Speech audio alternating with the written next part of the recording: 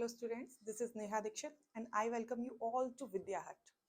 तो जैसा कि आप लोग देख रहे हैं, क्लास 8 का सोशल स्टडीज का द इंडियन कॉन्स्टिट्यूशन चैप्टर हम लोग स्टार्ट कर रहे हैं आज। तो देखिए,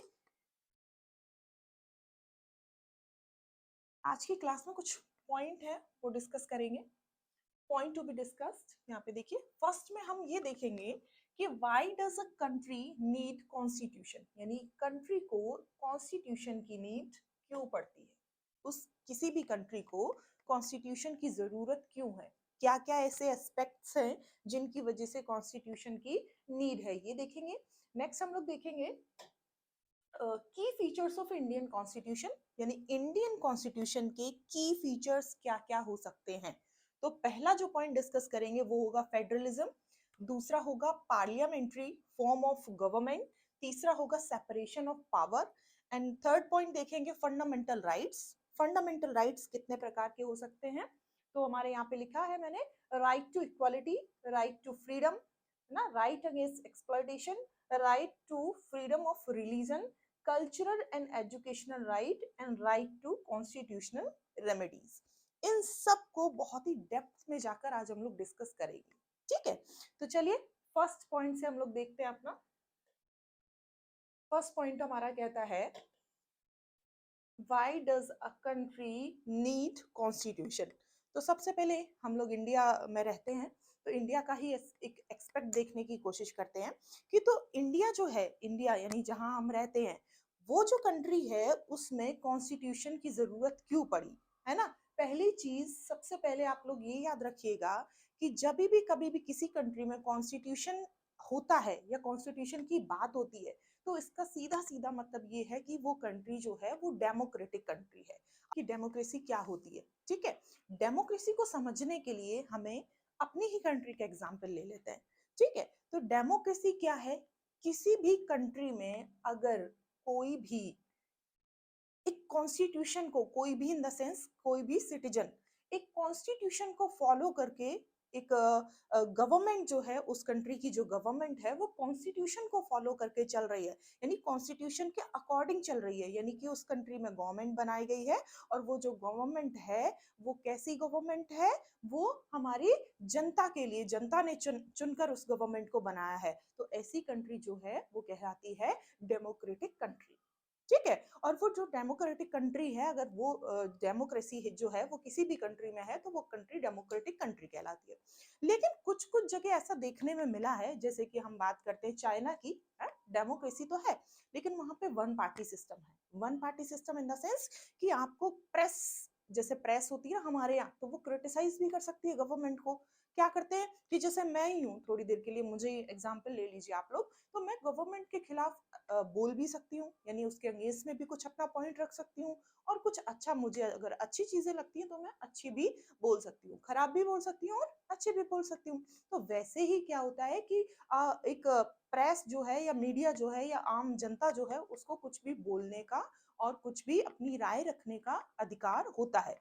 उन अधिकारों का ही उल्लेख मिलता है फंडामेंटल राइट्स में, ठीक है। और फंडामेंटल राइट्स कहाँ है, फंडामेंटल राइट लिखे हैं हमारे कॉन्स्टिट्यूशन में। कॉन्स्टिट्यूशन क्यों बना है किसी कंट्री में, क्योंकि कॉन्स्टिट्यूशन की ही वजह से वहां की गवर्नमेंट को चुना गया है, यानी कि कॉन्स्टिट्यूशन में लिखा है कि ये वाली कंट्री डेमोक्रेटिक होगी और इस कंट्री के में जो एक गवर्नमेंट होगी वो उस कंट्री के नियम कायदे कानून के हिसाब से उस कंट्री को रन करेगी, चलाएगी, है ना। तो हमारी कंट्री में गवर्नमेंट है जो कि जनता द्वारा चुनी गई है ना। और वो गवर्नमेंट जो है वो क्या कर रही है, कंट्री को रन कर रही है, यानी कंट्री के सारे कामकाज कौन देख रहा है, गवर्नमेंट उसको चला रही है।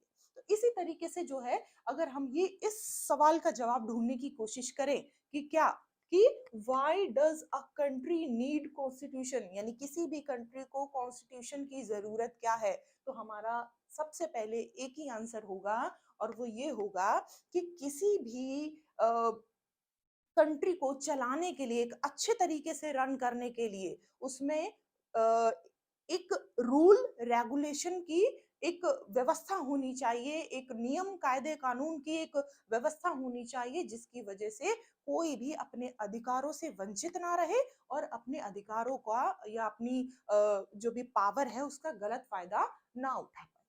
ठीक है, इस तरीके से हमें ये पता चला कि हमें यानी कि किसी भी कंट्री को कॉन्स्टिट्यूशन की नीड्स क्यों होती है। ठीक है, अब यहाँ से देखिए आप लोग, there are a various reason why a democratic country needs a constitution, है ना, क्या क्या पॉइंट हो सकते हैं, तो इसके हिसाब से देखते हैं।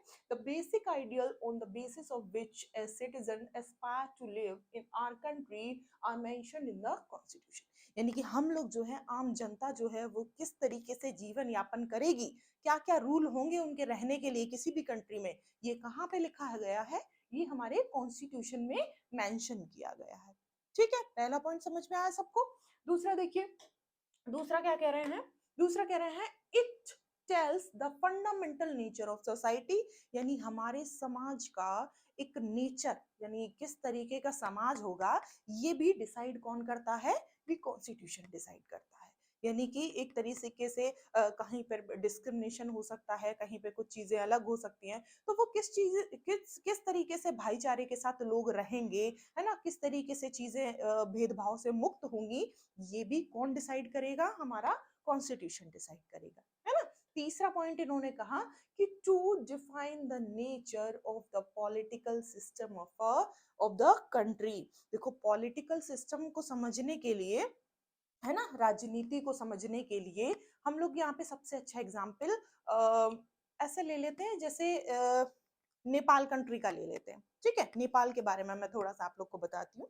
आप लोग अगर 7th 8th क्लास की एनसीईआरटी खोलेंगे, तो एनसीईआरटी के फर्स्ट चैप्टर में ही, जो हम ये वाला चैप्टर पढ़ रहे हैं, उसके पहले या दूसरे पेजेस पे आपको वो एग्जाम्पल नेपाल वाला जो इशू है वो मिल जाएगा आपको, आप वहां से भी पढ़ लीजिएगा एक बार। ठीक है, मेरे बताने के बाद आप एनसीईआरटी के उस कॉलम को भी पढ़िएगा। ठीक है, देखिए, तो जो नेपाल था, नेपाल जानते हैं ना सब लोग कहाँ पे है ना, जानते हैं सब लोग कि नेपाल कहाँ पे। देखिए, तो जो नेपाल कंट्री है, नेपाल का एग्जाम्पल ले रहे हैं, वहां के एक किंग थे, राजा कहेंगे उनको, उनका नाम था ज्ञानेंद्र। क्या नाम था, राजा ज्ञानेंद्र, ज्ञानेंद्र जी, है ना, उनका एग्जाम्पल है। तो क्या था, आप देखेंगे कि नेपाल जो था उसको डेमोक्रेटिक कंट्री बना दिया, मतलब कि एक तरह से हमने वहां पे क्या किया कि एक राजा तो है, उसकी खुद की एक वैल्यू है, एक जगह पे राजा है, और कुछ चीजें और भी हैं, लेकिन कॉन्स्टिट्यूटिव असेंबली नहीं है, कॉन्स्टिट्यूशन नहीं है।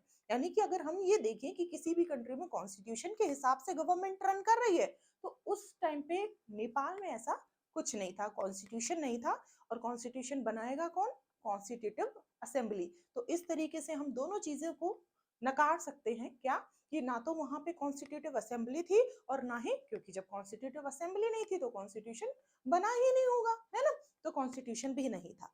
तो राजा ने उस चीज का फायदा उठाते हुए क्या किया कि वहां का जो डिफेंस सिस्टम था, वहां की जो आर्मी थी, उसको अपने हाथों में कैप्चर करने की उसको कोशिश की, है ना। तो क्या हुआ कि आप देखेंगे 90 से लेके, है ना, 1990 से लेके 2002 तक, यानी कि टोटल 12 साल तक, है ना, 12 साल तक जो ज्ञानेंद्र जी थे, उन्होंने राज किया एक तरीके से, है ना, तीसरी बॉडी बनकर। तीसरी बॉडी मतलब कि जैसे कुछ लोग हैं, कुछ ऑर्गेनाइजेशन हैं, उनके अलावा एक तीसरी बॉडी राजा के हिसाब से भी वहां पे चल रही थी, मतलब राजा के हिसाब से काम उस कंट्री का चल रहा था।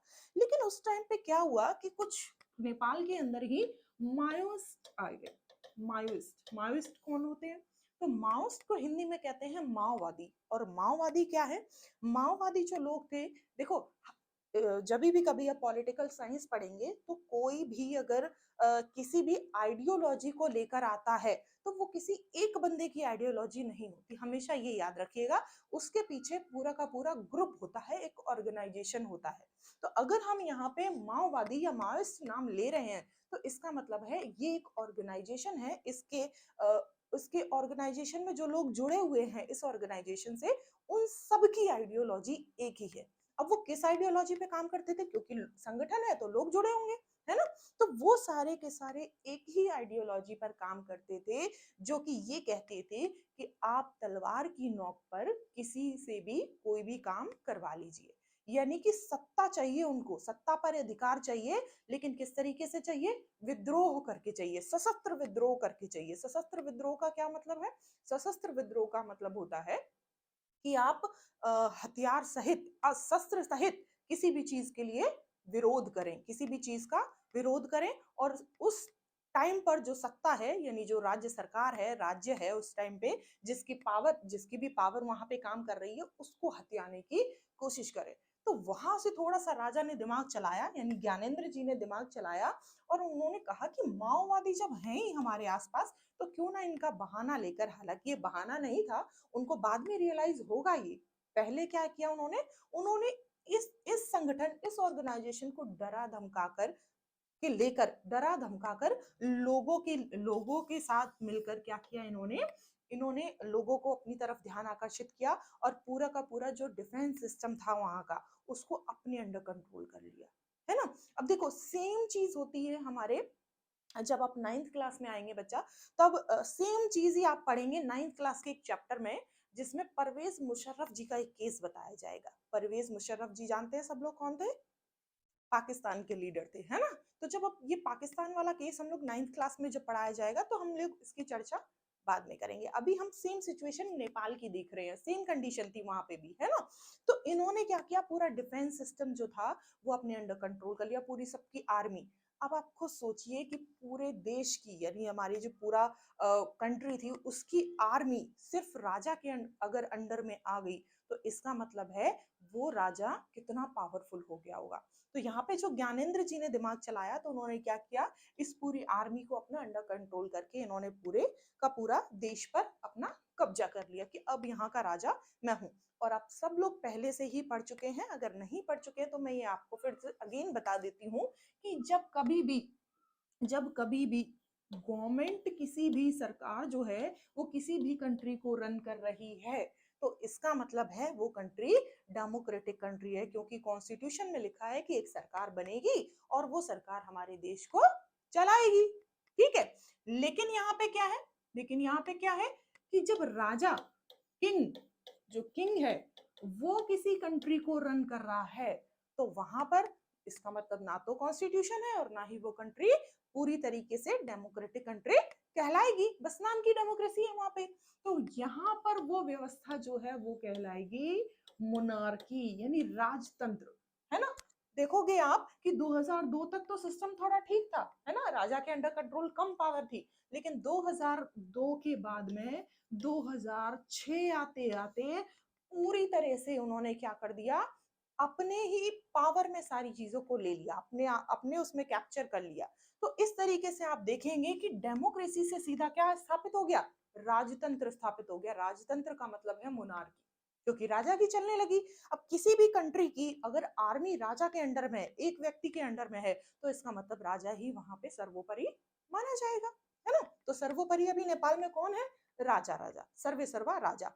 इसी तरीके से जब लोगों ने ये देखा, वहां के लोगों ने ये देखा, तो लोग क्या करने लगे? ऑर्गेनाइजेशन, उन्होंने देखा कि देश की कंडीशन जो है, कंट्री की कंडीशन जो है वो खराब हो रही है। तो इस तरीके से उन्होंने, वहां के जो लोग थे, उन्होंने थोड़ी थोड़ी करके रेवोल्यूशनरी एक्टिविटीज शुरू कर दी। रेवोल्यूशनरी एक्टिविटीज क्या होती हैं? जब कोई भी लोग जो है, या कोई भी ऑर्गेनाइजेशन है ना, वो अपनी कंट्री की आजादी के लिए लड़ना शुरू करे, और उस लड़ाई में वो एक्टिविटीज करे कुछ, तो वो रेवोल्यूशनरी एक्टिविटी कहलाती है। तो अपनी देश के लिए, अपनी कंट्री के लिए कुछ थोड़े थोड़े अलग अलग ऑर्गेनाइजेशन बनने लगे, और वो ऑर्गेनाइजेशन रेवोल्यूशनरी एक्टिविटीज में पार्टिसिपेट करने लगे। अब वहां पर जब रेवोल्यूशनरी थोड़ा ज्यादा उठ गए, तो राजा ने सोचा कि कहीं फिर से मेरे राजतंत्र पर कहीं खतरा तो नहीं है। तो उन्होंने क्या किया? छोटे मोटे राज्य, है ना, छोटे मोटे जगहों को उनको देना, मतलब एक तरह से लालच देना शुरू कर दिया, कि भाई आप ये वाला राज्य ले लो, और एक्टिविटी को यहीं पे रोक दो, बाकी सब मेरा चलने दो। लेकिन अगर आप ज्यादा तरीके से कर रहे हो ये सब चीजें, तो आप छोटे मोटे राज्य देके उनको चुप कराना चाहा। लेकिन वो जो रेवोल्यूशनरीज थे, वो उन्होंने इनकार कर दिया, इस चीज से इनकार कर दिया, मना कर दिया। और फिर क्या हुआ? फाइनली वो लोग रेवोल्यूशनरी एक्टिविटी करते रहे, जिससे राजा की जो थी वो समस्याएं बढ़ गई, यानी कि राजा अपने मंसूबों में कामयाब नहीं हो पाया। और फाइनली आप देखेंगे 2008 तक फाइनली जो था राजतंत्र को दोबारा हटा के वहां पर फिर से डेमोक्रेसी आ गई। अब देख डेमोक्रेसी कैसे आई, देखो फिर से समझने की कोशिश करना। मैं अगेन अगेन एक ही बात कहती हूँ कि अगर कॉन्स्टिट्यूशन बना है तो जरूरी नहीं है, मतलब एक तरह से डेमोक्रेसी है तो ये जरूरी नहीं है कि कॉन्स्टिट्यूशन भी होगा, है ना। लेकिन अगर कॉन्स्टिट्यूशन बन गया इसका मतलब कि वहां पे डेमोक्रेसी ने हमें ये आजादी दी कि कॉन्स्टिट्यूटिव असेंबली बनाई जाए। और फाइनली जब कॉन्स्टिट्यूटिव असेंबली बनी, लोग जुड़े, ये एक ऐसा ऑर्गेनाइजेशन होता है जिसमें सब लोग बैठकर नियम कायदे कानून बनाते हैं, उसको कॉन्स्टिट्यूशन में शामिल करते हैं। ठीक है, अगर ये कहा जाए कि कॉन्स्टिट्यूशन किसने बनाया तो किसी एक बंदे का नाम नहीं लिया जा सकता, हमेशा आपका आंसर ये होना चाहिए कि जो कॉन्स्टिट्यूशन है वो कॉन्स्टिट्यूटिव असेंबली ने बनाया। और वो असेंबली में कौन कौन थे, वो पूरा एक ऑर्गेनाइजेशन था लोगों का, उसमें बहुत सारे लोग थे। ठीक है, तो ये आपका आंसर होगा। तो यहाँ पे जैसे ही कॉन्स्टिट्यूटिव असेंबली बनी और फिर फाइनली उसने कॉन्स्टिट्यूशन बनाया, और फिर उसके बाद आप देखेंगे 2008 में क्या हुआ, राजतंत्र को साइड कर दिया, यानी राजा ज्ञानेंद्र जी को हटा दिया, और पूरी तरीके से वो कंट्री जो थी डेमोक्रेटिक कंट्री बन गई, है ना। ये नेपाल का नेपाल का केस है। तो आगे देखिए, अगर हम देखें, देखिए ये वाला देखिए, it state a set of rules based on which people belonging to different religion and communities can peacefully coexist with each other। देखो हमारा जो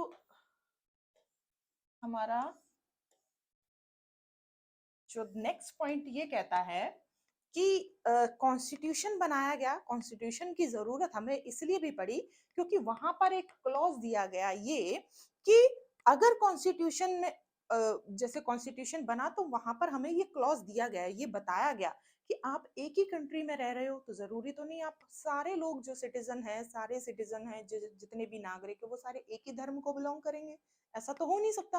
वो सारे लोग एक ही जाति से होंगे, ऐसा हो सकता है? ऐसा भी नहीं हो सकता। वो सारे के सारे मेल होंगे, फीमेल नहीं होगी, ऐसा भी नहीं हो सकता। तो इन सब चीजों से परे होकर उन्होंने कहा कि हमें क्या करना पड़ेगा, डिफरेंट रिलीजन एंड कम्युनिटीज, यानी डिफरेंट कम्युनिटी और रिलीजन को भी हमें पीसफुली एग्जिस्ट करना पड़ेगा, यानी ईच अदर, दोनों को मिलकर एक साथ रहना होगा। ये कहाँ बताया गया, ये कॉन्स्टिट्यूशन में बताया गया। नहीं तो फिर कभी ऐसा मुद्दा सामने आए कि तुम हिंदू हो और तुम क्रिश्चियन हो तो तुम दोनों एक साथ नहीं रह सकते, भाई तुम यहाँ से चले जाओ और वो कहेगा कि तुम यहाँ से चले जाओ, है ना, ऐसा हो सकता है ना। लेकिन ऐसा नहीं हो सकता, क्यों? क्योंकि हमारा कॉन्स्टिट्यूशन हमें ये बता रहा है कि बेशक आप डिफरेंट रिलीजन के हो उससे कोई फर्क नहीं पड़ता, बेशक आप डिफरेंट कम्युनिटी से हो उससे कोई फर्क नहीं पड़ता, लेकिन रहना आपको साथ साथ है, वो दोनों के लिए ही उसका कंट्री है, देश है। तो आप दोनों एक दूसरे को ये नहीं कह सकते कि धर्म के बेसिस पे या कास्ट के बेसिस पे या कम्युनिटी के बेसिस पे कि आप देश छोड़ के चले जाओ, है ना। इसीलिए हमें कॉन्स्टिट्यूशन की जरूरत पड़ी। अब सामने वाला बंदा ये पूछ ले कि भाई कहाँ लिखा है कि हम दोनों लोग साथ रहेंगे, तो हमारे कहाँ लिखा है, कॉन्स्टिट्यूशन में लिखा है, हम इस बात का रिप्लाई दे सकते हैं। ठीक है, आगे देखिए, नेक्स्ट जो पॉइंट हमारा कहता है फेडरलिज्म। देखो इस वाली इमेज से बच्चा आपको सब कुछ इजीली बहुत समझ में आएगा, क्या कि देखो यहाँ पे क्या इमेज कह रही है, हमारी इमेज कह रही है, देखिए कि ये वाला जो हाथ है वो हिंदू का है, ये वाला जो हाथ है वो मुस्लिम का है, ये वाला जो है वो सिख का है, और ये वाला जो है वो ईसाई का है। तो वो कह रहे हैं कि हमने एक दूसरे का हाथ पकड़ के क्या किया है, यहाँ पे क्या कर रहे हैं हम लोग, भाईचारे के साथ रह रहे हैं, है ना, एक तरीके से ये कह सकते हैं। दूसरी तरीके से इसी इमेज को हम दूसरे एस्पेक्ट में हम देखें तो हम ये कह सकते हैं कि जो पूरा का पूरा कॉन्स्टिट्यूशन है, जो पूरी की पूरी गवर्नमेंट कॉन्स्टिट्यूशन के हिसाब से गवर्नमेंट बनेगी ना, तो वो जो गवर्नमेंट है वो सारी की सारी हमारी लिंक्ड है। कैसे लिंक्ड है, आइए समझते हैं, देखिए फेडरलिज्म को समझते हैं। देखिए, it is important because in a country like India there are people living at different level and only one level of government cannot govern them। देखो कितनी अच्छी बात कही है, वो कह रहे हैं कि जो फेडरलिज्म है, जैसे कि अगर हम यहाँ पे बात कर लेते हैं कि ये हमारी गवर्नमेंट है, ठीक है, तो वो कह रहे हैं कि एक लेवल की जो गवर्नमेंट होगी इंडिया के अंदर वो ऐसा नहीं कर सकती कि वो सारे पीपल को, सारे जो लोग हैं, जनता जो है, उनको समान ट्रीटमेंट दे पाए। तो हमें फेडरलिज्म से ये समझ में आया, फेडरलिज्म की वजह से हमारी जो गवर्नमेंट है वो 3 स्तर में बटी हुई है। कौन कौन से स्तर हैं? तो जो पहला स्तर है वो कहता है, यहाँ पे देखिए, सेंट्रल गवर्नमेंट, है ना। तो जो पहला स्तर है वो कहता है सेंट्रल गवर्नमेंट। जो दूसरा स्तर है वो कहता है स्टेट गवर्नमेंट। दूसरा स्तर क्या कह रहा है? State government. ठीक है। एंड तीसरा स्तर जो है वो ये कह रहा है पंचायती राज। यानी कि जो तीसरा स्तर है वो ये कह रहा है पंचायती राज। क्यों ऐसा क्यों किया गया? थोड़ा सा दिमाग लगाइए आप लोग भी। देखिए, अगर सेंटर का मुद्दा है, यानी कि केंद्र सरकार का मुद्दा है, तो वो केंद्र सरकार अपने आप को फ्री रहने की कोशिश करेगा। केंद्र सरकार क्या चाहती है कि कुछ मुद्दे ऐसे भी हों जो हम क्या करें, राज्य सरकार को सौंप दें, यानी कि एक स्टेट की जो गवर्नमेंट उसको सौंप दें, है ना। जैसे अगर मैं छोटा सा एक सवाल आपसे पूछूं, अगर हमें डिफरेंस पता करना है कि सेंट्रल गवर्नमेंट कौन होती है ना, स्टेट गवर्नमेंट कौन होती है, और हमारी पंचायती राज व्यवस्था क्या होती है, तो मैं एक एक छोटे से एग्जाम्पल से आपको ये समझा देती हूँ। जैसे अगर हम ये बात करें कि सेंट्रल गवर्नमेंट में सबसे हाईएस्ट पोजीशन पर कौन बैठा है, तो आप कहोगे कि प्रेसिडेंट और प्राइम मिनिस्टर बैठे हैं, है ना।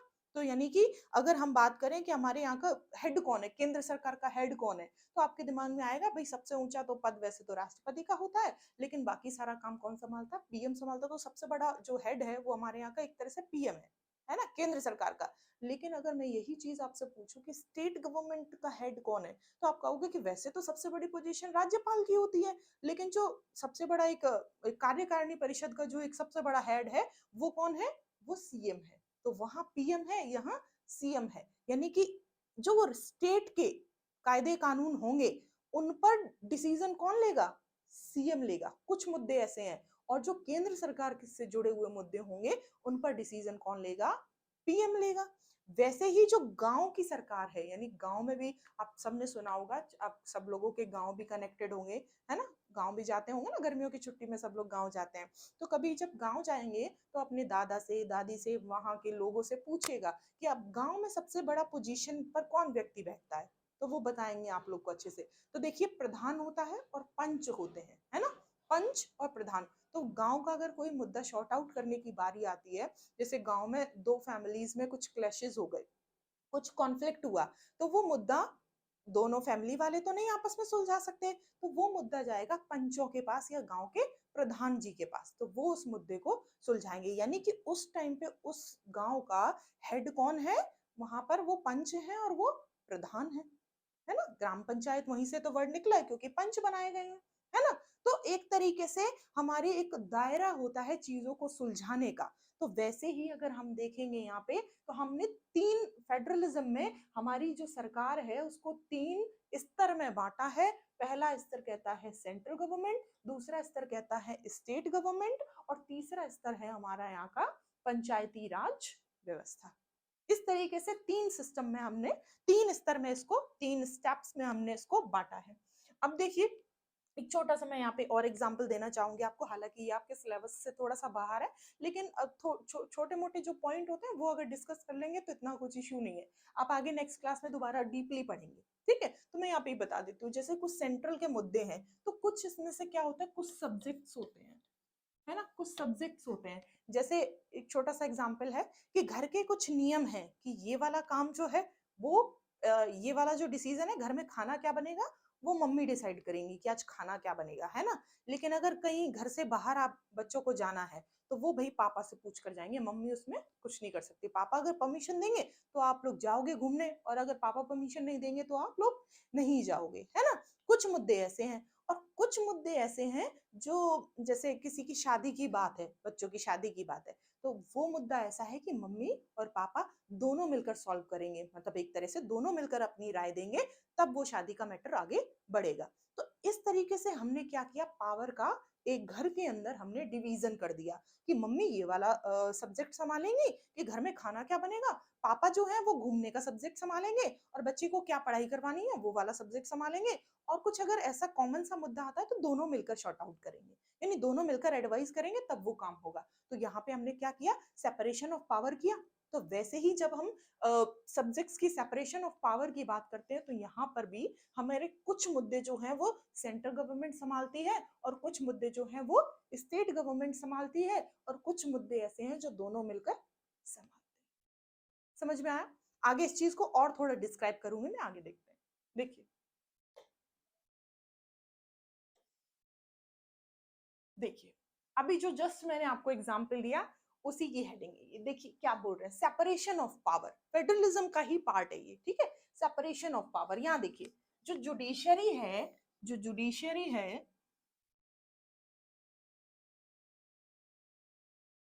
ये रही जुडिशरी, है ना। फिर से हम देखते हैं कि अगर हम गवर्नमेंट को और स्तरों में बांटने की कोशिश करते हैं तो हमारा जो पहला स्तर है वो हमारा जुडिशरी, दूसरा जो स्तर है वो लेजिस्लेचर और तीसरा स्तर है जो वो एग्जीक्यूटिव, ठीक है। स्तर का मतलब एक तरह से ग्रुप कह सकते हैं कि भाई जो हमने रूल रेगुलेशन डिसाइड किए हैं कि ये वाला बंदा ये काम करेगा, ये वाला ये काम करेगा, ये वाला ये काम करेगा, ताकि कभी भी ऐसा ना हो कि तीनों मिलकर क्या कर रहे हैं, किसी भी मुद्दे में कॉन्फ्लिक्ट पैदा हो रहा है, तीनों मिलकर अपने डिसीजन एक ही मुद्दे पर दे रहे हैं तो कॉन्फ्लिक्ट भी हो सकता है। तो कॉन्स्टिट्यूशन में ये पॉइंट सिर्फ इसलिए बनाया गया सेपरेशन ऑफ पावर का, ताकि कॉन्फ्लिक्ट की स्थिति जो है, विवाद की स्थिति बहुत कम आए, है ना। कई बार ऐसा होता है कि भाई स्टेट सरकार ये डिसीजन पे एग्री नहीं कर रही है और केंद्र सरकार इस डिसीजन पे एग्री नहीं कर रही है, तो इस वजह से उनकी जो शक्तियों को, जो पावर को है वो डिवाइड कर दिया गया है, ठीक है। सिर्फ इतना देखिए यहाँ पे, अगर हम बात करें लेजिस्लेचर की, तो power to make and change law, उसके पास ये पावर है कि वो क्या कर सके, कि वो मेक यानी बना सके और चेंज कर सके लॉज को, मतलब कानून को। किसके पास ये पावर है? लेजिस्लेचर के पास, ठीक है।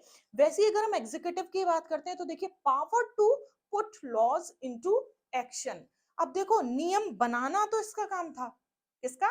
लेजिस्लेचर का। नियम बना इसने दिया, ठीक है, लेकिन उस नियम को लागू कौन करेगा, है ना। उस नियम को लागू कौन करेगा?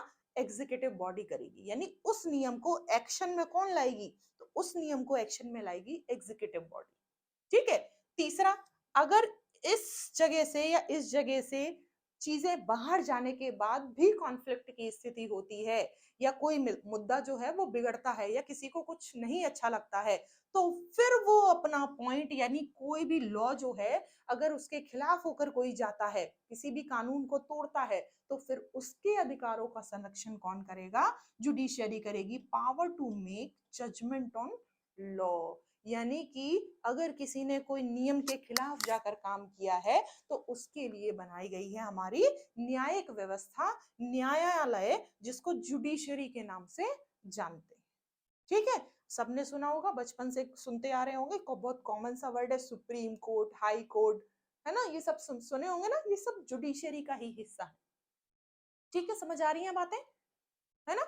आगे देखिए, अगर हम आगे जाते हैं तो देखिए there are three organs of government, government के तीन ऑर्गन हैं, legislature, executive and judiciary. Each of these organ has different power, तीनों के पास अलग अलग डिफरेंट पावर्स हैं। एक बंदा, एक जो बॉडी है, ऑर्गन या बॉडी कह सकते हैं हम इसको, वो जो है वो नियम या लॉज, कानून बना रहा है, दूसरा जो है वो नियम को लागू कर रहा है, इंप्लीमेंट कर रहा है, एक्शन में ला रहा है, और तीसरा जो है उस नियम के टूटने के बाद जो कॉन्फ्लिक्ट आता है उसको जजमेंट कर रहा है, जज कर रहा है, यानी उसके लिए जजमेंट पास हो रहा है कि भाई ये नियम तोड़ा गया है, अब इसके लिए बताइए कहाँ चीजें होंगी कि ये सही है या गलत। तो फिर वो जितना भी है वो सब ये देखेगा, जुडिशरी का संभाली जाएगी, ठीक है। तो वैसे ही मैंने अभी छोटा सा एग्जांपल दिया था कि घर का एक एटमॉस्फेयर है, मम्मी ये वाला काम करेंगी, पापा ये वाला काम करेंगे, और कुछ मुद्दे कॉमन से हैं जिन पर दोनों मिलकर डिसीजन लेंगे।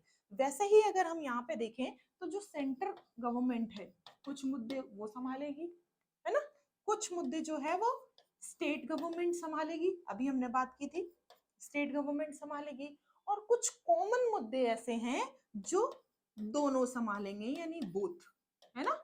ये मम्मी पापा दोनों, ये केवल पापा, ये केवल मम्मी। अभी मैंने एग्जांपल दिया आपको, है ना। तो अगर हम यहाँ पे देखें कि कुछ सेंटर के मुद्दे हैं, है ना, उनको बोलेंगे एक तरह से यूनियन लिस्ट, कुछ लिस्ट में डिवाइड किए गए हैं, ठीक है। कुछ मुद्दे जो हैं हमारे लिस्ट में डिवाइड किए गए हैं, और अगर अदर वर्ड इसको यूज कर सकते हैं तो शेड्यूल्स कह सकते हैं, स्केड्यूल्स, ठीक है। तो यहाँ पे कुछ मुद्दे जो हैं तो वो यूनियन लिस्ट में आएंगे, यूनियन लिस्ट। कुछ मुद्दे जो हैं वो स्टेट वाले स्टेट लिस्ट में आएंगे, ठीक है। और मैंने अभी बताया कि कुछ मुद्दे ऐसे हैं जिन पर दोनों ही डिसीजन ले सकते हैं, तो ये बोथ वाले जो मुद्दे हैं वो आएंगे कनकरेंट लिस्ट में, कनकरेंट लिस्ट, ठीक है। हिंदी में एक बार मैं एक्सप्लेन कर देती हूँ, जिसको थोड़ा सा प्रॉब्लम होगा वो देख लेगा। यहाँ पर ये है संघ सूची, यानी पूरा सेंटर के मुद्दे सुलझाएगी। ये वाली है स्टेट लिस्ट, यानी कि राज्य सूची, राज्य के मुद्दे को शॉर्ट आउट करेगी। और ये वाली है, हिंदी वर्ड है समवर्ती सूची, हिंदी वर्ड क्या है, समवर्ती सूची, इंग्लिश में कहेंगे कनकरेंट लिस्ट, समवर्ती सूची। ये जो है वो दोनों पर ही बना सकते हैं, यानी कि इसके जो मुद्दे होंगे उन पर स्टेट भी अपना एडवाइस दे सकता है और सेंटर भी अपना एडवाइस कर सकता है, यानी दोनों मिलकर उस मुद्दे को शॉर्ट आउट कर सकते हैं, ठीक है। अभी ये और आगे आपके डीपली चैप्टर में आएगा, तब वहां पे और डीपली देखेंगे, अभी इतना ही, ठीक है। आगे देखिए, तो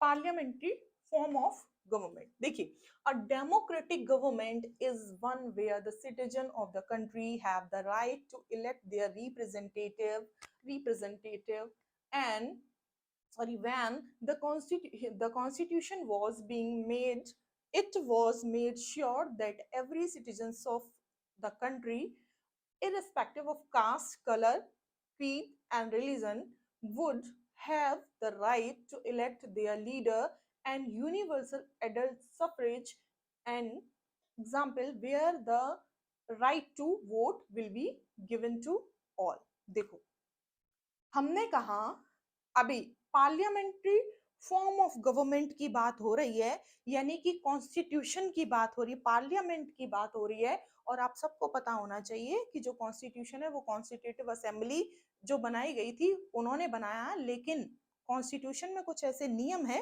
जो बार बार चेंज होते रहते हैं। जरूरी नहीं है कि जब हमारा सबको पता होगा कि कॉन्स्टिट्यूटिव असेंबली किस सन में बनी थी, कोई बताएगा मुझे। सबसे अच्छा ये बता दीजिए, सबसे पहली बार कॉन्स्टिट्यूशन की डिमांड कब हुई थी।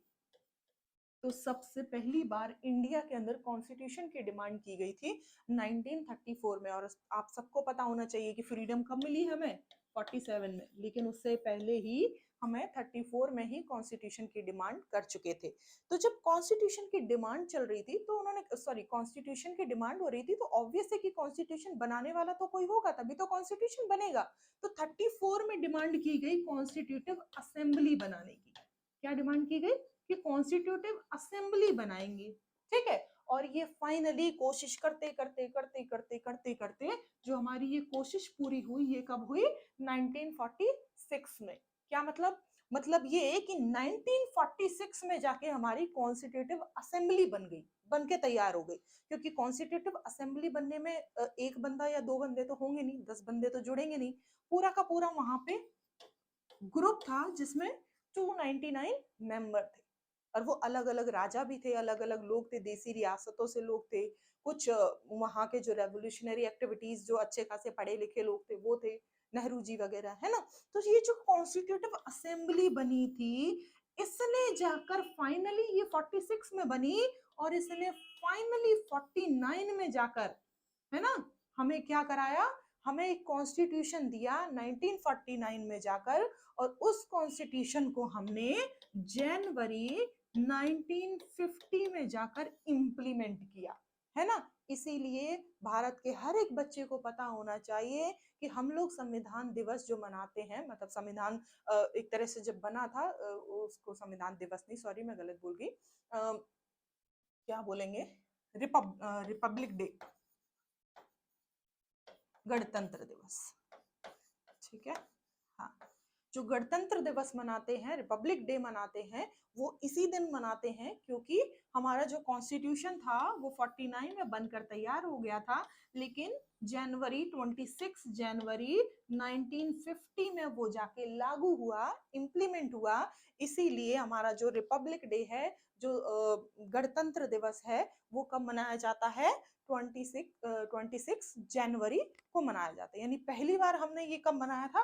1950 में बनाया था, 1950 में बनाया था। ठीक है, अब देखिए यहाँ पर हम लोग देखते हैं, a democratic government is one, a democratic, just wait, a democratic government is one where the citizen of the country have the right to elect their representative.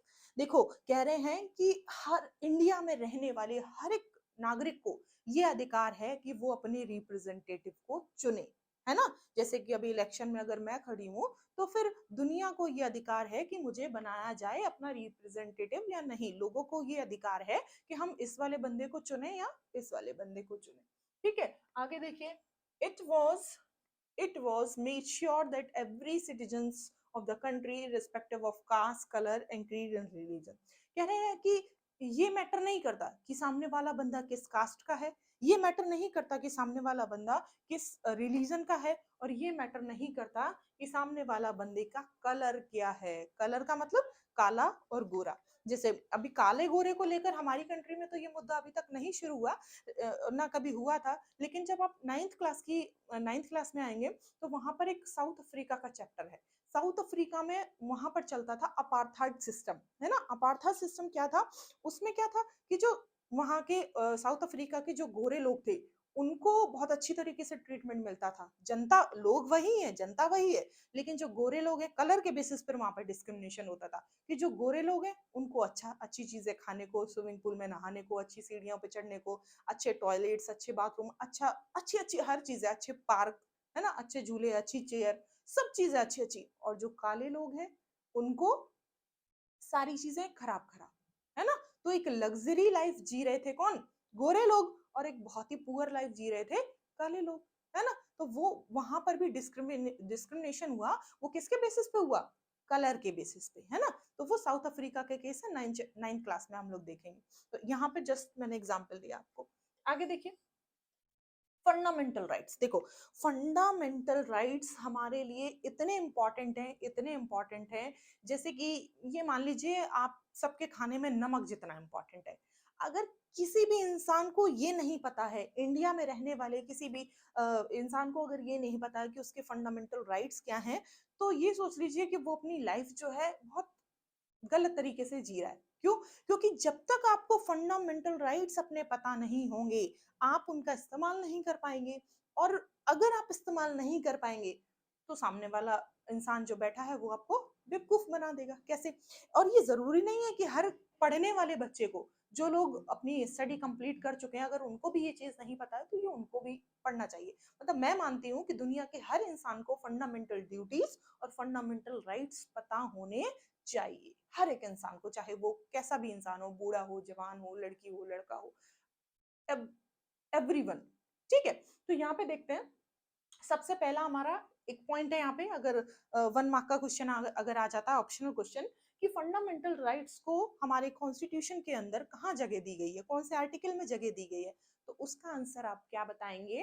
देखिए सब लोग यहाँ पे, उसका आंसर आप लोग बताएंगे आर्टिकल 12 टू 35, यानी 12 से लेकर 35 तक हमारे कॉन्स्टिट्यूशन में क्या लिखा गया है, क्या बताया गया है? हमारे कॉन्स्टिट्यूशन में फंडामेंटल राइट्स बताए गए हैं। ठीक है, मूल अधिकार बताए गए हैं, मौलिक अधिकार बताए गए हैं। आगे देखिए, constitution offer to every citizen of the country these, यानी कि are the set of the right that the constitution offer to every citizen of the country, यानी कि ये एक ऐसे अधिकार है जो हमारा कॉन्स्टिट्यूशन है वो हर एक इंसान को प्रदान करता है। कॉन्स्टिट्यूशन हमारा हर एक इंसान को प्रदान करता है। ठीक है, क्या क्या है देखिए, सबसे पहले right to equality, right to freedom, right to constitutional remedies, cultural and educational right, right to freedom of religion and right against exploitation. देखिए, सबसे पहले इक्वलिटी की बात करते हैं। तो अगर देखें आपके घर में भाई है बहन है, ऐसे मान लीजिए आपके घर में दो लोग, दो बच्चे हैं, एक भाई है बहन है। अगर पेरेंट्स ने ये बोला कि भाई आप लड़की हो, आप खाना बनाओ घर में, आपको पढ़ने की परमिशन नहीं है, और आप लड़के हो तो आपको ये बोल दिया कि आप घर का काम मत करो, आप तो जाओ बाहर और घूमो फिरो और पढ़ाई करो, स्कूल जाओ, ट्यूशन जाओ, सब कुछ करो। तो यहाँ पर पेरेंट्स जो हैं वो आपके साथ इक्वल बिहेव नहीं कर रहे हैं, यानी कि एक तरह से उन्होंने क्या किया, आपका राइट टू इक्वलिटी का जो आपको फंडामेंटल राइट मिला है, जो कि कॉन्स्टिट्यूशन ने दिया है, वो आपका उन्होंने छीन लिया है आपसे। ठीक है, यानी कि पढ़ने लिखने का या सारे काम करने का उतना ही अधिकार आपको भी है, और भाई को भी है, और बहन को भी है। यानी कि यहाँ पर मेल और फीमेल के तरीके से उन्होंने क्या किया, डिस्क्रिमिनेशन किया। तो आप बता सकते हो कि ये तो फंडामेंटल राइट है, अगर मतलब मुझे मिलना चाहिए, इनको भी मिलना चाहिए, और सबको मिलना चाहिए फंडामेंटल राइट्स, है ना। तो एक तरह से इक्वलिटी के बेसिस पर हम राइट टू इक्वलिटी कह सकते हैं कि किसी भी कास्ट का कोई बंदा है कि भाई ये वाला कास्ट जो है वो यहाँ बैठ सकती है, ये वाली कास्ट यहाँ पे नहीं बैठ सकती, है ना। अगर हम रिलीजन की बात करें तो ये वाला धर्म ये वाला काम कर सकता है, और आप हिंदू धर्म से बिलोंग करते हो इसलिए आप ये वाला काम नहीं कर सकते। तो ना तो हम धर्म के वजह से, ना ही हम मेल और फीमेल जेंडर की वजह से, और ना ही हम किसी कास्ट की वजह से, और ना ही अभी मैंने बताया कलर के बेसिस पे, किसी भी वजह से हम किसी भी व्यक्ति के साथ भेदभाव नहीं कर सकते। ये हमारा कहता है राइट टू इक्वलिटी। क्लियर है। अब देखिए दूसरा वाला, राइट टू फ्रीडम। यहाँ पे देखिए राइट टू फ्रीडम, अच्छा यहाँ पे पहला दिया गया है राइट टू फ्रीडम, तो उसके हिसाब से चलते हैं। तो राइट टू फ्रीडम अगर हम देखते हैं तो राइट टू फ्रीडम हमारा ये कहता है कि किसी भी इंसान को कहीं पर भी जाने की, कहीं पर भी आने की, यानी हम स्टेट की बात कर रहे हैं, जैसे उत्तर प्रदेश वाले की सरकार कहे भाई एमपी में नहीं जा सकते, एमपी हमारा कॉन्स्टिट्यूशन का है कि तुम उत्तर प्रदेश में रहते हो, तुम मध्य प्रदेश में नहीं जा सकते, तुम यहाँ रहते हो तो तुम राजस्थान नहीं जा सकते, तो आपको कहीं पर भी आने जाने का अधिकार है। ठीक है, राइट टू फ्रीडम। और अपनी मर्जी से कुछ भी बोलने का अधिकार है, अपनी अभिव्यक्ति को सामने रखने का अधिकार है। जैसे मैंने भाषण का एक बहुत अच्छा एग्जाम्पल मैं देती हूँ कि जब लोग भाषण देते हैं, स्पीच देते हैं, तो अपने मन की बात ही तो बाहर रखते हैं, है ना। लेकिन यहाँ पर एक क्लॉज है बेटा, क्या क्लॉज है वो सबको याद रखना चाहिए। देखो हमारा जो कॉन्स्टिट्यूशन है वो हमें आजादी तो देता है हर चीज की, लेकिन कुछ क्लॉजेस भी बनाए गए हैं ताकि हम उनका गलत इस्तेमाल ना कर सके। क्योंकि अगर कहीं पर भी हमने नियम चेंज कर दिए तो फिर पूरा का पूरा खेल ही पलट जाता है। जैसे एक छोटा सा एग्जांपल आप सबको मैं बता देती हूँ। जैसे हम लोग थोड़ी देर के लिए मान लो कि लूडो खेल रहे हैं, है ना। लूडो, तो लूडो में हमने कहा कि जब 1 आएगा तब हमारी गोटी बाहर आएगी, और जब 6 आएगा तब हमारी गोटी बाहर आएगी। तो अचानक से मैं ये नियम लागू कर दूं कि भाई नहीं, 1 और 6 में नहीं आएगा, 2 और 4 में होगा, बाहर आएगी गोटी। तो क्या होगा, अचानक से जब मैं वो नियम में चेंजेस लाऊंगी, जब वो कानून में चेंजेस लाऊंगी, तो पूरा का पूरा जो लूडो का खेल है वो पलट जाएगा, है ना। पलट जाएगा ना। तो वैसे ही यहाँ पे है कि कुछ नियम जो बनाए गए हैं, लेकिन अगर उन नियम में चेंजेस आएंगे तो फिर पूरा का पूरा खेल पलटने, यानी कि पूरा का पूरा कॉन्स्टिट्यूशन को पलटने में देर नहीं लगेगी, यानी कि फिर वो कॉन्स्टिट्यूशन का हिस्सा नहीं माना जाएगा, और उसके लिए फिर आपको पनिश भी किया जा सकता है। ठीक है। तो मैं एग्जांपल दे रही थी अपने भाषण देने का।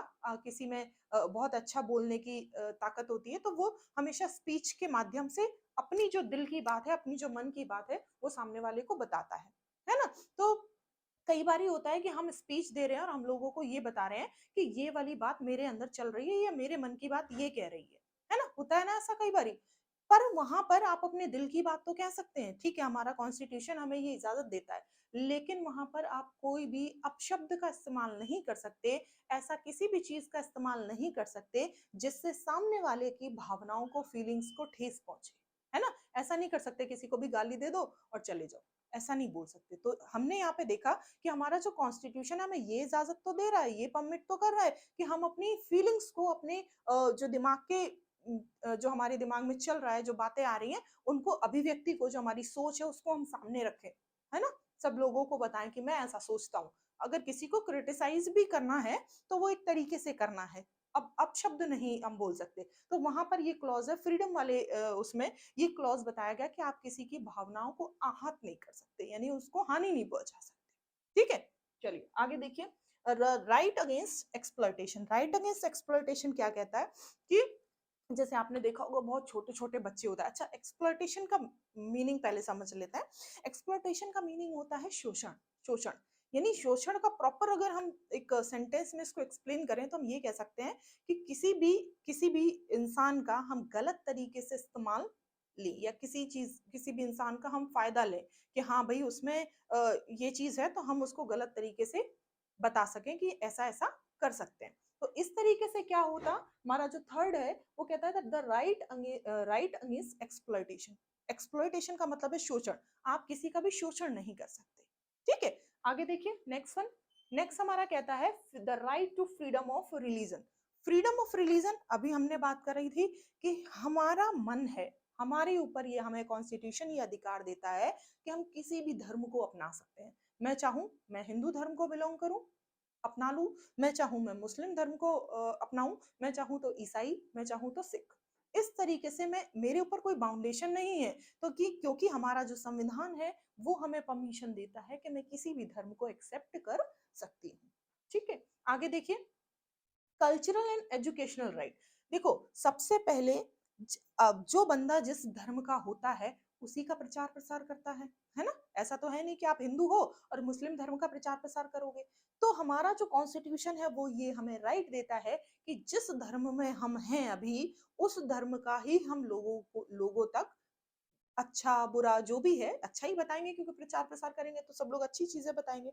तो हम उस धर्म का प्रचार प्रसार भी कर सकें, है ना। जैसे आपने देखा होगा कई बार कुछ ऐसे शैक्षणिक संस्थान है, कुछ ऐसी संस्थान है, ऑर्गेनाइजेशंस हैं, इंस्टीट्यूट हैं जहां पर धर्म की शिक्षा भी दी जाती है ना। धर्म की शिक्षा, जैसे एक छोटा सा एग्जाम्पल हम लेते हैं कि कोई एक ऐसा मैंने ऑर्गेनाइजेशन बना दिया जहाँ पे जो लोग हैं वो सब जुड़े हुए हैं, एक ऑर्गेनाइजेशन है, और वो ऐसे बच्चों को पढ़ा रहे हैं जिनको वो महाभारत की कहानियां सुना रहे हैं, है ना, जिनको वो वेदों का ज्ञान दे रहे हैं कि ये हमारा वेद ऐसे ऐसे ये बोलता था, उनको वो गीता का ज्ञान दे रहे हैं। तो ये सब क्या है, ये धार्मिक शिक्षा है ना। तो किसी जैसे मुस्लिम अगर धर्म की भी बात करते हैं हम, तो मुस्लिम धर्म में भी मदरसे खुले हुए हैं जहां पर उनको क्या किया जाता है, धार्मिक ज्ञान भी दिया जाता है ना। तो हमारे कॉन्स्टिट्यूशन हमसे कहता है कि कल्चरल यानी हमारी संस्कृति को प्रोटेक्ट करना, और एजुकेशनल और हमारी शिक्षा को प्रोटेक्ट करना हमारे कॉन्स्टिट्यूशन में लिखा है। हम किसी भी धर्म में रहकर ये काम कर सकते हैं। ठीक है, आगे देखिए next one, the right to constitutional remedies. अब देखो यहाँ कहीं पर भी आपको दिक्कत आती है, यानी कभी भी आपको ऐसा लगता है कि हमारे इन फंडामेंटल राइट्स की हानि हो रही है, इनको हनन हो रहा है, इनका हनन हो रहा है, यानी इनमें कोई कमी आ रही है, तो आप उसके लिए कोर्ट के पास जा सकते हैं। आप जब कोर्ट के पास जा सकते हैं तो ये वाला जो फंडामेंटल राइट है कवर होगा, क्योंकि आपको लगता है कि आपके फंडामेंटल राइट में हानि हुई है, हनन हुआ है। समझ में आई इतनी बात। आगे देखिए एक और चीज है यहाँ पे,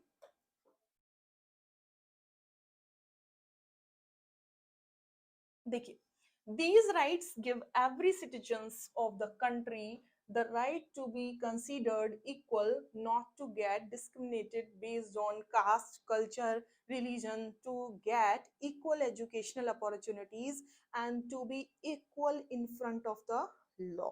देखो कानून के सामने सब लोग बराबर हैं, है ना।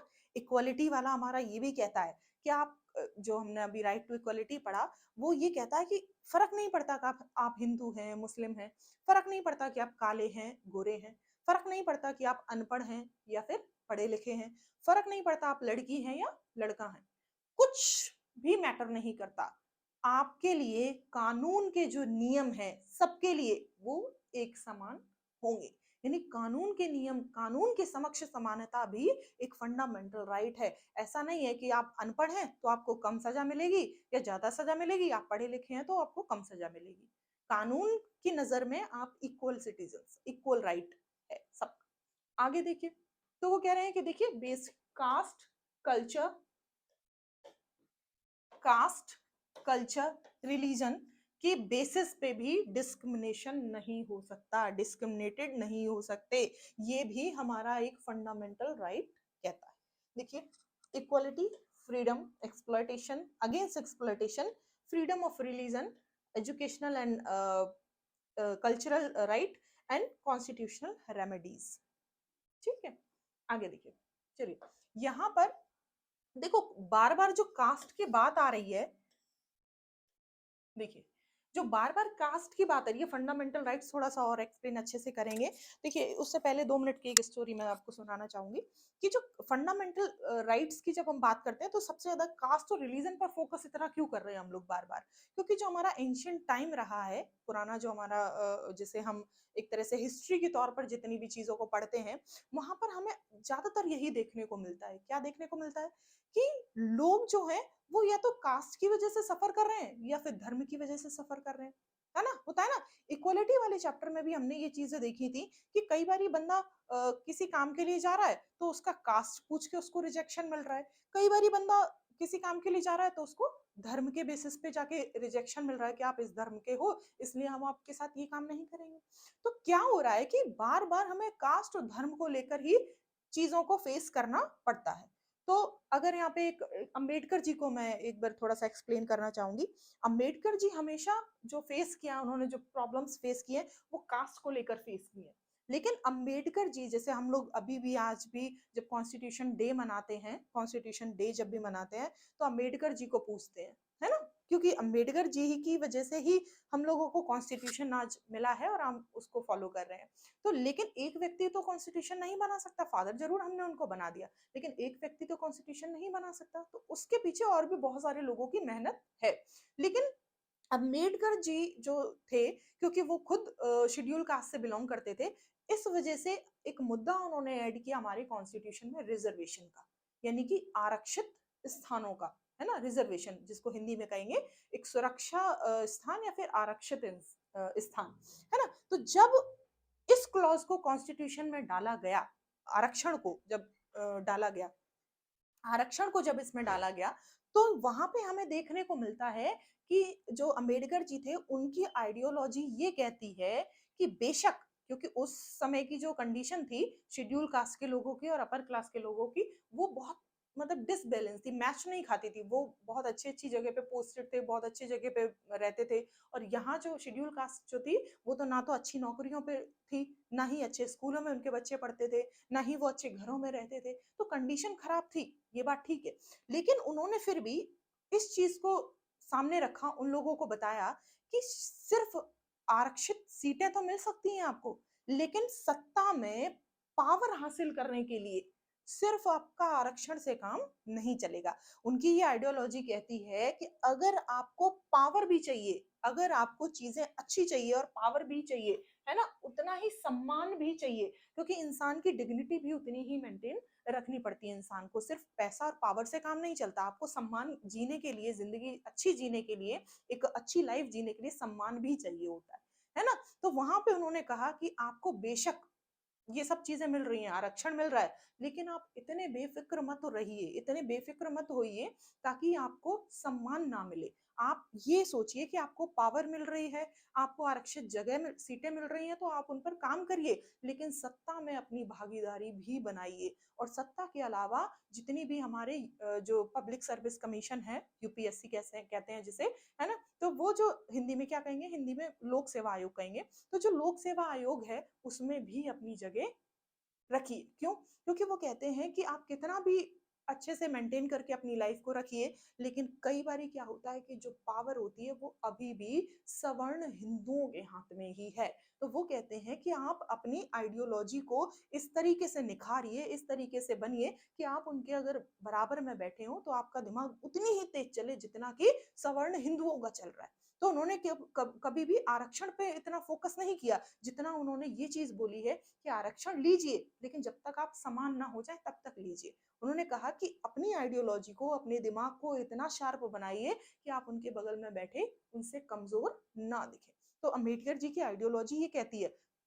कुछ लोग केवल इतना जानते हैं कि अम्बेडकर जी ने आरक्षण रखा और ये सब चीजें कॉन्स्टिट्यूशन में ऐड कराई, है ना, पर उनकी आइडियोलॉजी कभी गलत नहीं थी। उनकी आइडियोलॉजी ये थी कि आप हमेशा ही ये सब चीजों का सहारा ना लें, एक एक स्टेज तक ही लें और बाद में जाकर आप उनके इक्वली में, बराबरी में बैठें, और ताकि ये उनसे कम ना, आप उनसे कम ना लगे। इस तरीके से उन्होंने इस चीज को बताया। आगे देखिए हम लोग थोड़ा डीपली जाते हैं तो देखिए हमारा जो राइट टू इक्वालिटी है वो आर्टिकल 14 टू 18 कहता है, all persons are equal before the law. अभी मैंने बताया कि कानून के सामने सारे लोग कैसे हैं, बराबर हैं, है ना। all persons shall be equally protected by the laws of the country. It also states that no citizens can be discriminated against on the basis of their religion, caste or sex. अभी मैंने बताया, just अभी बताया कि क्या धर्म है ये कोई फर्क नहीं पड़ता, कौन सी कास्ट के हैं आप कोई फर्क नहीं पड़ता, और क्या आपका मेल या फीमेल है कोई फर्क नहीं पड़ता। जो नियम है, जो कायदे कानून है, जो लॉ है, कानून है, वो सबके लिए कैसा है, बराबर है। ये हमारा पहला ए है। दूसरा देखिए, right to freedom, article 19 to 22। तो वो कह रहे हैं कि जो फ्रीडम का है ना, तो हम कहीं पर भी कुछ भी कर सकते हैं, कहीं पर भी जा सकते हैं, किसी भी चीज को एक्सप्लेन कर सकते हैं। जैसे कि अभी 370 जब से हटा है तब से जम्मू कश्मीर का थोड़ा सा चेंज हो गया है कि हम वहां पे जाके कोई भी सामान खरीद सकते हैं, या फिर वहां पे जमीन खरीद सकते हैं, है ना, प्लॉटिंग वगैरह अगर हो रही है तो वो अदरवाइज बिजनेस वहां पे जाके कर सकते हैं। लेकिन अगर 370 से पहले का हम हिस्ट्री देखते हैं तो हमें इतनी परमिशन नहीं थी कि हम वहां पे जाके जमीनें खरीद पाए, है ना। तो वो चीज को, जैसे अगर हम जम्मू कश्मीर का चीजें ना देखें तो हम सोचो आप यूपी में रहते हैं और एमपी में जाके आपको जमीन खरीदनी है तो आप खरीद सकते हैं, है ना। वहां पे जाके आपको बिजनेस करना है आप कर सकते हैं। तो आप फ्री है मूव करने के लिए एक स्टेट टू अदर स्टेट। आगे देखिए, राइट टू अगेंस्ट एक्सप्लॉयटेशन। अभी मैंने आपको चाइल्ड लेबर के बारे में बताया कि employment of children under 14 year of age. कह रहे हैं कि इस तरीके से, अच्छा ट्रैफिकिंग वर्ड यहाँ पे लिखा है, ट्रैफिकिंग का मतलब होता है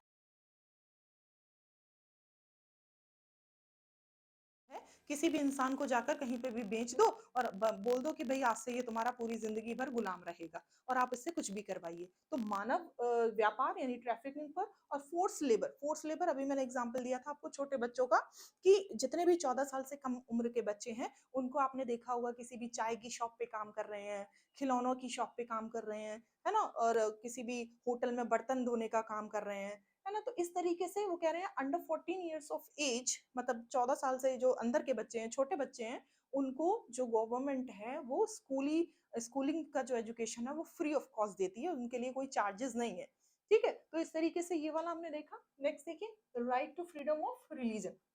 अभी मैंने बताया कि आप किसी भी धर्म में हैं अभी और आपको मन कर रहा है किसी और धर्म को अपनाने का, तो आप पूरी तरीके से फ्री हैं, आप पर कोई रोक टोक नहीं है, किसी भी धर्म को अपना सकते हैं। ठीक है, आगे देखिए next, cultural educational right. Culture और एजुकेशन में क्या फर्क है, संस्कृति और एजुकेशन का मतलब शिक्षा। तो किसी भी संस्कृति और किसी भी शिक्षा को सेफ रखने के लिए अगर अगर आप ये कहते हैं कि मैं कोई भी शैक्षणिक संस्थान खोलना चाहता हूँ, ये सोचकर कि मैं वहां पे धर्म की शिक्षा को प्रोवाइड कराऊंगा या फिर मैं कुछ ऐसा अपने धर्म का प्रचार प्रसार करूंगा, तो आप टोटली फ्री हैं। कॉन्स्टिट्यूशन आपको ये राइट देता है कि आप अपने गीता का ज्ञान दे सकते हैं अपने बच्चों को कोई भी शैक्षणिक संस्थान खोलकर। आप चाहे तो मदरसा खोल लीजिए, मदरसा में फिर मुसलमानी शिक्षा दे सकते हैं, मुस्लिम धर्म को प्रमोट कर सकते हैं, तो उस पर कोई रोक टोक नहीं है, आप कुछ भी कर सकते हैं। आगे देखिए, राइट टू कॉन्स्टिट्यूशनल रेमेडीज। देखिए, आर्टिकल 32 कहता है कि ये 32 से पहले भी हमने जितनी सारी चीजें पढ़ी, जितने भी फंडामेंटल राइट पढ़े, इनमें कभी भी ऐसा लगता है आपको कि कहीं पर भी हनन हो रहा है, कमी आ रही है, तो फिर आप क्या कर सकते हैं कि this allow to citizens to move the court if they believe that any of their fundamental right have been violated by the state. यानी राज्य के द्वारा अगर किसी भी फंडामेंटल राइट को हानि हो रही है, किसी भी सिटीजन को ऐसा लगता है, तो फिर वो कोर्ट का दरवाजा खटखटा सकता है। Simple to simple. लास्ट में हमने इसको प्रिवेंट करने के लिए आर्टिकल बनाया कि आपको पहले वाले आर्टिकल्स में जहां पर भी कोई भी दिक्कत हो, तो अगर आपको ऐसा लग रहा है कि वो हमारे कॉन्स्टिट्यूशन के हिसाब से हमसे छीने जा रहे हैं, तो फिर आप ये 32 में आकर इसके हिसाब से उस स्टेट के कोर्ट में जाकर आप बोल सकते हैं कि हमारे साथ ये गलत हुआ। ठीक है, प्रिवेंशन के लिए है ये। तो यहाँ पर ये चैप्टर हमारा खत्म होता है। थैंक यू एंड जय हिंद।